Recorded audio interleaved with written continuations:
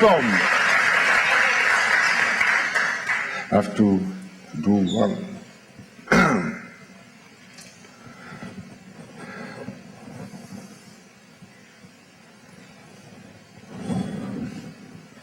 Okay, welcome to the 6th Blender Conference 2007. So this is the first time we're not in our beloved De Waag, which was more in the city center, 15th century old building. Now we moved to a 19th century building. This is a former warehouse where they cooled stuff. Probably they packed lots of meat here, so that might be something you do today as well a little bit. Plenty of people are here. I would like to start with asking for whom is this the first Blender conference? I would like to see how many new people are there. Okay, and who has the second? And the third? Whoa, and the fourth conference?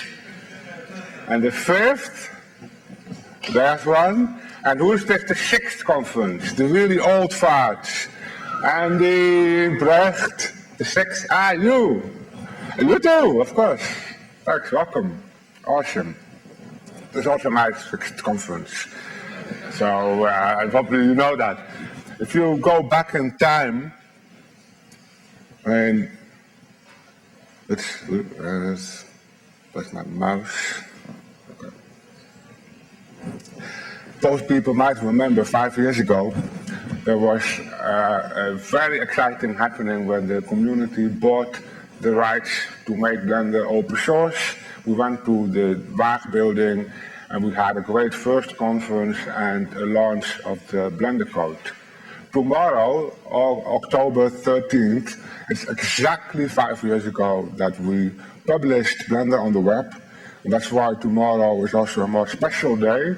There will be all day in this building. At the end of the day, we will move downstairs and have the celebration and the party of having Blender 5 years online.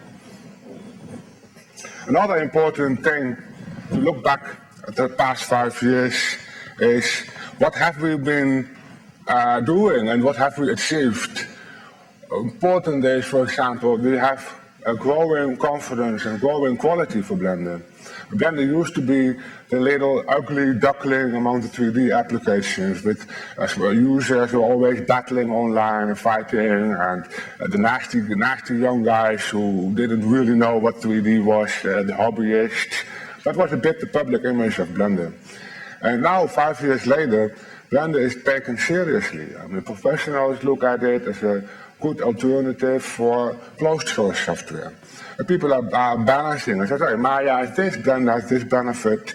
It's one of the guys. Blender is not the little duckling anymore, but it's now a beautiful big bird, just like the other 3D programs.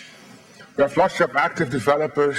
It's a great website. We have projects going on. The wiki is doing excellent. We have books. I should mention Plumiferous. It's the first South American 3D movie being made entirely in Blender. The presentation after me will talk a little bit about that. The Google Summer of Code was a big success in the past 5 years. With lots of bigger projects were possible to complete in Blender. Magazines are writing more about Blender. For example, 3D World magazine is the leading magazine on 3D graphics creation. Has an almost monthly article, a tutorial about how to use Blender, what to do with Blender. More studios and professionals are adopting Blender. I got lots and lots of email of companies and studios who ask me questions or how can I get support. And I can only repeat that just like last year for everybody. You should start thinking of becoming professional. There's a lot of need for support. Companies do want to hire developers, or they want to hire support, or they want to have training, because their artists should be able to use Blender well. And then there was, of course, Elephant Stream, the first open movie project, which was also the main topic of the past year's conference. The big success, and Elephant Stream showed that you can use Blender for making a professional, good-looking, excellent quality 3D animation. That culminated in SIGGRAPH 2006, when we had a big booth in the main aisle next to Disney and all the other big guys showing what Blender was.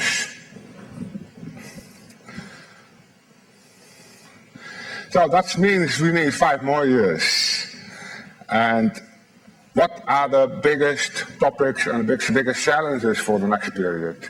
For an open source project to survive in the beginning was especially about how to stabilize the source tree and how to get developers into it. But after 5 years we have new challenges, like the code is increasingly complex. People cannot just download the software and get it compiled easily. There are lots of dependencies everywhere and it's getting a bigger task to get it compiled and fine. The code also is more complex for people to maintain and to do things. For example, 5 years ago, everybody could just fix the little things, but there were hundreds of small features that had to be fixed.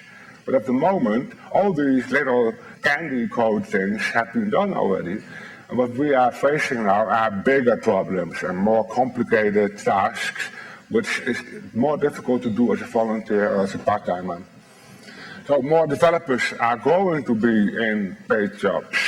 For example, Studio Manos in Argentina have a full-time developer working on Blender and being paid internally to do that.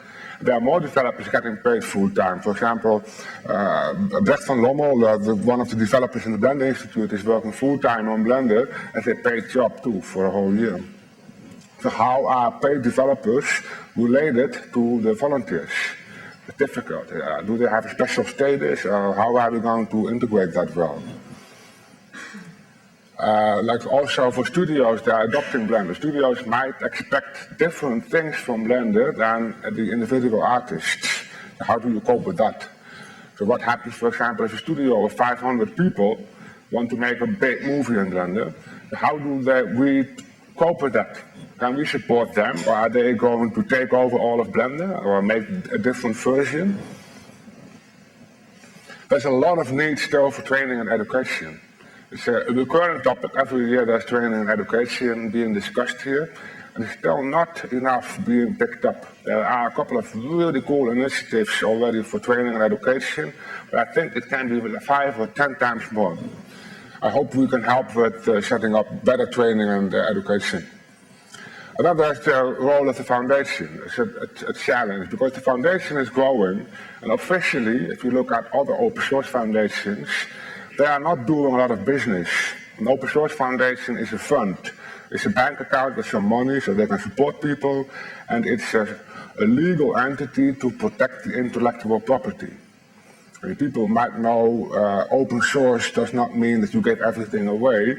It's important that there is a entity, a foundation, it can be the Free Software Foundation, but for Blender it's the Blender Foundation, to own the copyright of Blender and to maintain the brand and to maintain the website, to make sure that this is properly being maintained. And that's actually everything a foundation should do. It's a very simple task. But I've been doing the past 5 years business, e-shop, making books, doing publishing, starting a studio with artists, making an open movie. All those little things, not very foundation-like, it's more like a business. So that's why I decided to found the Blender Institute. The Blender Institute is an independent entity which is going to be responsible for most of the commercial business of the foundation. The foundation also will ask the Blender Institute will perform a couple of the foundation tasks, like maintaining the website, getting the servers up and running, that all the little things you need to do to get Blender alive. But further, a publishing business, but further it's just an independent entity doing open movie projects, especially doing open projects.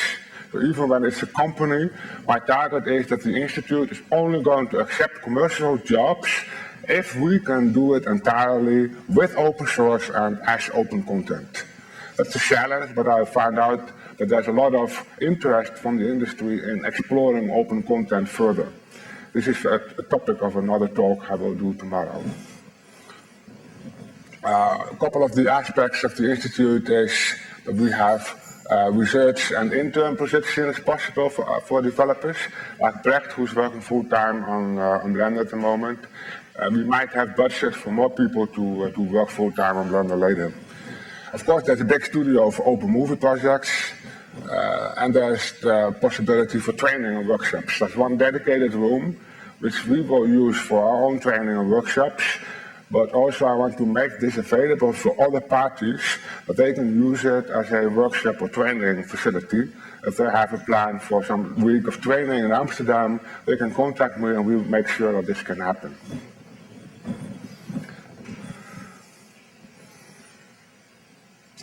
This is a little bit to get the big picture right. The people might think the Blender Institute is going to be where Blender is made. I want to express that that's not going to be that way. There's 3 entities, but there can be 5 institutes worldwide. That doesn't matter really. The Blender Institute is just doing commercial activities and support, and because this is risky business, you should not put that in the foundation. The foundation has to be a safe place, a bank account, IP rights, some support activities, but that's it. You should not endanger the foundation with business like doing a Peach open movie project. So the foundation is for funding, for branding, for copyrights. Institute is doing business and open projects. But the Blender.org community remains responsible for making Blender. So that's where Blender is being made and being defined.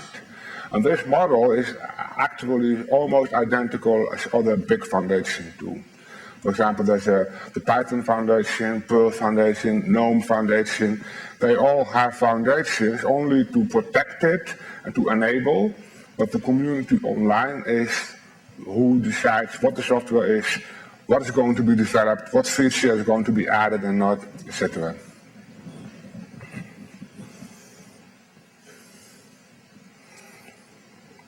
A little bit about our open movie and open projects. At the moment, the Peach Open Movie Project has started, funny and furry, little animals, hair, just as a contrast opposed to the Elephant Tree movie that was more mysterious and artistic. This movie has to be a crowd pleaser. Partially because we depend, of course, on your support to buy the DVD in advance so we can finance it. But it makes sense. We will develop all the tools and software and test it to make sure that you can do this in Blender. Especially fur rendering and environments like forests, big trees, and character animation is what we will focus on. The Apricot Open Game Project, this is still being established. There's a little problem in getting the full funding done, but I'm working on that. We will do that with Crystal Space together. Try to get the open source pipeline working for game creation. So this is not a project to have the game engine in Blender finalized or fixed, because there is not enough development power in the Blender community to support that.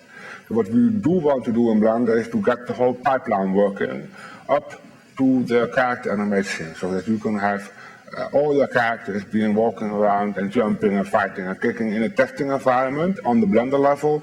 Then you export that to a game engine.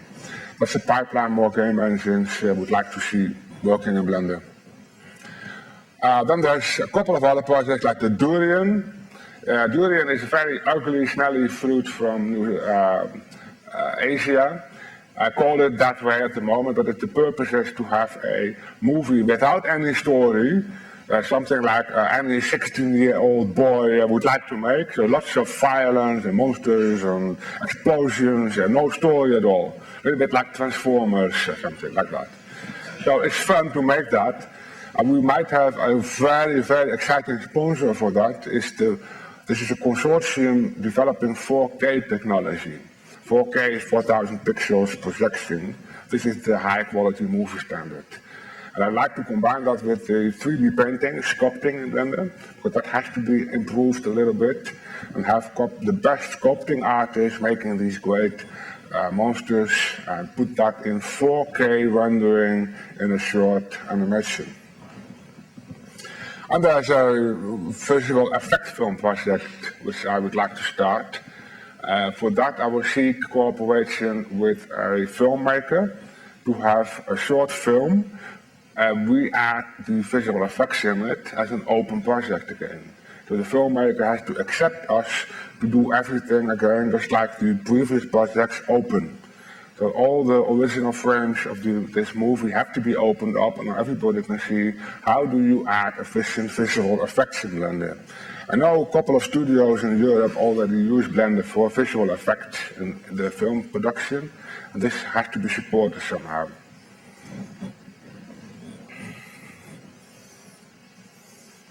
So, very last topic. What is Blender? That's one of the topics I would like to discuss with everybody during this conference as well. Because Blender is growing, but what is it? What do you make it for, and where are we heading? A couple of things I usually tell people. So what is Blender? What do you make Blender for? Well, I make Blender for Blender users. We don't make Blender for Maya users or 3D Studio users or Linux people who read Slashdot. No, Blender is for Blender users. That means that you guys here, you are the guys that we make Blender for. We make Blender for each other. It's important that we talk to each other and we agree on how Blender should be made. It's more important to have all of you guys happy, for me, than to have the rest of the world happy. It's a very important distinction, because that's what Blender makes unique and special. And that's why I will never accept to have like big votings on how Blender will look like, or I don't really mind to have millions of users. I'd rather have a smaller group of high quality users who feel involved and who help us. The other thing is, I'm not interested in having Blender in Hollywood. Every time when I'm in LA, people say that's stupid and you have to get open source in Hollywood, it's important, it's high profile. I know you get a lot of publicity and you got interesting PR and marketing opportunities in Hollywood, but I'd rather have Hollywood in Blender.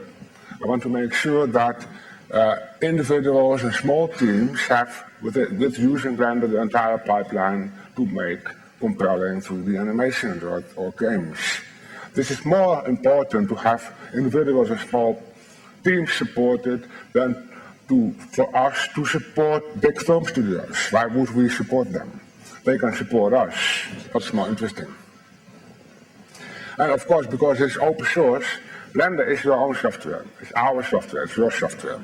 That's different than having a commercial application which you have to accept as it is. But what we should not forget is special focus group like architects. Architects are always having delegations here in this this audience. They demand to have more exact editing, snapping tools, and all kinds of things, because the architecture also, architects love Blender, they like to use it, and they don't make character animation, they don't need fur, maybe grass, you know. I thought, but so how do we help you guys in a way that doesn't block Blender development, but that you can have like a special version of Blender or an adapted version of Blender which is supported still?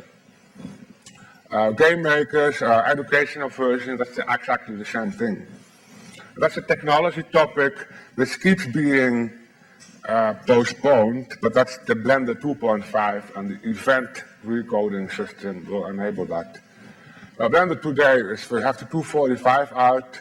We had some of code projects which are being integrated at the moment, but we are still waiting for the event and tool refactor, which will enable customizable hotkeys, uniform handling of events and tools for Python and for customizing, meaning you can make a simple version of Blender for education only, or you can have it with Python adapted to have more exact tools, have everything translated to millimeters and meters and centimeters or inches if you want to. And of course have our construction history, which is a very important tool to be able to make like your own little tools that you have macros. Well, when is this event refactor going to happen? Well, it's my responsibility still. So I need time. And when am I going to have time? I hope November. The institute is now working. We have the conference. Everybody is nicely going on, so I can withdraw myself with a laptop on some silent place and work a couple of weeks on getting this refactor working, because I want to have this published in Blender at least this year, so we have a 2.5 Blender before SIGGRAPH 2008.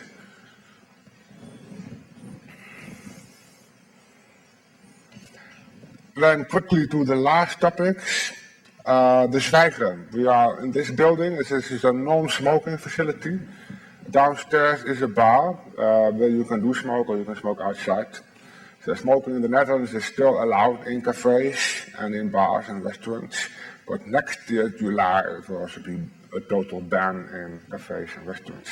So you can still enjoy your cigarette downstairs for the last time. Further, the conference is on this whole second floor. So the room in the back is where we have called the meeting room. We will have smaller sessions there.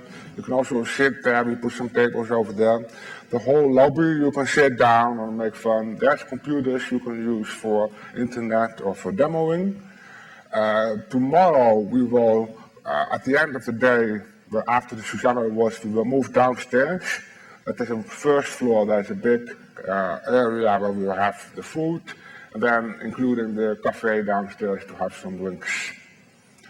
Because this is a commercial venue, which is high quality, but also it will cost us a bit money to pay for it, we cannot afford to have everybody to give free drinks this year. Usually we had fridge with lots of drinks in it, but this time only coffee and tea and water from the toilets, whatever is free, but not the soda or the beer. Also for dinner you have to get free food, you get free lunch, but you have to pay for your own drinks here. That's why we can still keep it affordable. Today the program also will end at about 8 o'clock. There's no evening scheduled here. The people are invited to walk this 10-15 minutes into town. There's a nice, very nice places where you can have dinner together, and there are bars where you can meet. Tomorrow we will stay here, and Sunday also it closes at about 8 o'clock. The conference program is of course exciting. I'm not going to go over every detail. I hope everybody will have enormous amounts of fun with the program. Wait 1 moment. The who's who. I would like to introduce to you at least Margreet. Are you there? Can we put up some lights? Margreet is our new producer. She's been hired full-time to help me out on lots of organizational tasks, but she's also the person on this conference for your assistance. Whatever you need, if you need a taxi, additional hotel, if you have sleeping space available for other people, you can offer it to her. If you need sleeping space, you can talk to her. Whatever the speakers, if you need special assistance or computers or a network, whatever you need, talk to Margreet. She is here to assist you. All right, that's it. Thank you very much, and I hope you have a great conference.